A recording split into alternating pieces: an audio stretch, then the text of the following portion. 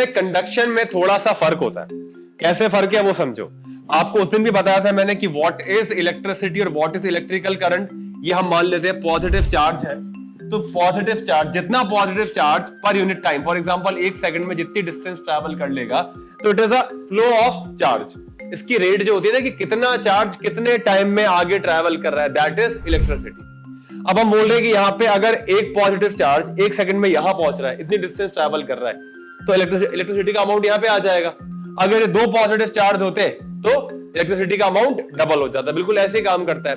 अब ये तो हो गया इलेक्ट्रिसिटी का फ्लो। अब आप इस तरीके से समझो इस चीज को, अगर कोई न्यूरॉन अनमाइलिनेटेड है तो उसमें जो चार्ज का फ्लो होता है वो एक कंटिन्यूअस कॉलम के फॉर्म में होता है, जैसे कि लाइन बना के सारे चार्ज पार्टिकल एक तरफ मूव कर रहे हैं। ठीक है, अब आपने गेम देखा है, एक गेम भी होता है जो मतलब फोन पे भी आता है और वैसे भी एक मतलब स्पोर्ट होता है, पार्कर बोलते हैं उसको। तो लोग क्या करते हैं, तेज दौड़ते हैं और बिल्डिंग्स पे जंप करते हुए आगे चलते हैं, जंप करते हैं वो बहुत ज्यादा। तो नॉर्मल एक पर्सन सड़क पे जो रन कर रहा है वो ज्यादा तेज या ज्यादा जल्दी डिस्टेंस कवर कर पाता है कि वो पार्कर एथलीट ज्यादा जल्दी कर पाता है, क्योंकि वो बहुत सारा टाइम लीप्स में यानी कि जंप करने में बचा लेता है। जब वो जंप करता है उसकी एनर्जी भी कंजर्व होती है और वो कम टाइम में ज्यादा डिस्टेंस ट्रैवल कर पाता है बिकॉज ऑफ दिस फिनोमेना। ठीक है, क्योंकि कंटिन्यूअस दौड़ने में आपको जमीन पे ज्यादा बार पैर रखने पड़ेंगे, ज्यादा बार फ्रिक्शन। अब फ्रिक्शन पढ़ लिया, रोटेशन ऑफ फ्रिक्शन पढ़ा क्या नहीं पढ़ा? तो जब भी कोई चीज रिवॉल्व करती है, रोटेट करती है, क्यों कर पाती है? Because of the friction. तो जितनी बार पैर पड़ेगा उतनी बार इनर्शिया फील करेगा, उसको बार बार अपना इनर्शिया ब्रेक करके आगे बढ़ना पड़ेगा। When you are running, walking और स्लो होती है क्योंकि वॉकिंग में आप और ज्यादा कांटेक्ट में रहते हो। जब आप वॉक कर रहे हो तो आपका पूरा पैर जमीन के कांटेक्ट में, फ्रिक्शन बढ़ जाएगा। अब रन कर रहे हो, इतना पैर जमीन के कांटेक्ट में, फ्रिक्शन थोड़ा सा कम हो जाएगा।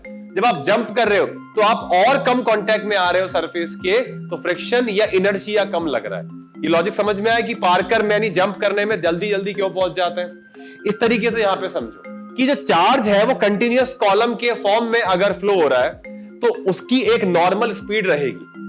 जितना जल्दी चार्ज फ्लो होगा उतना ज्यादा करंट होगा।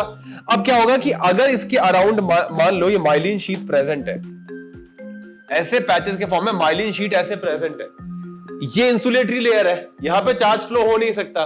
तो इस पर्टिकुलर केस में चार्ज फ्लो कैसे होता है? वो ऐसे होता है, वो यहां से यहां चला गया, यहां से यहां चला गया, यहां से यहां चला गया। नॉर्मल न्यूरॉन में अगर एक पॉजिटिव चार्ज पार्टिकल 1 सेकंड में यहां से कंटिन्यूअस कॉलम में यहां पहुंच पा रहा है, तो उसी 1 सेकंड में माइलिनेटेड न्यूरॉन में चार्ज पार्टिकल यहां से सीधा यहां पहुंच जाता है। बात समझ में आई? तो स्पीड ऑफ कंडक्शन किसमें फास्ट होगी? माइलिनेटेड में, इसीलिए फास्ट होती है। अब ये बाहर से ऐसे क्यों बनाया, इसके अक्रॉस क्यों जा रहा है, ये पूरा फिनोमेना नर्व कंडक्शन में समझ में आएगा कि ये चार्ज कहां से आता है और फ्लो कैसे होता है, ये वहां समझेंगे अपन। पर अभी के लिए समझ में आ गया कि ऐसे समझो कि एक चार्ज पार्टिकल इस पॉइंट से इस पॉइंट पे जा रहा है, अगर वो कंटिन्यूअस फ्लो में है यानी कि अनमाइलिनेटेड न्यूरॉन में है। पर जो माइलिनेटेड है उसमें चार्ज पार्टिकल यहां से सीधा एक नोड से अगले नोड पे पहुंच जाता है। तो node to node charge move करता है, तो सेम टाइम में ज्यादा डिस्टेंस ट्रैवल करता है। इसे बोलते हैं जंपिंग कंडक्शन भी बोलते हैं या जंपिंग इंपल्स फ्लो भी बोलते हैं, क्योंकि जंप कर करके जा रहा है, इसमें कंटिन्यूअस फ्लो। ठीक है, तो लिखो माइलिनेटेड में नेक्स्ट पॉइंट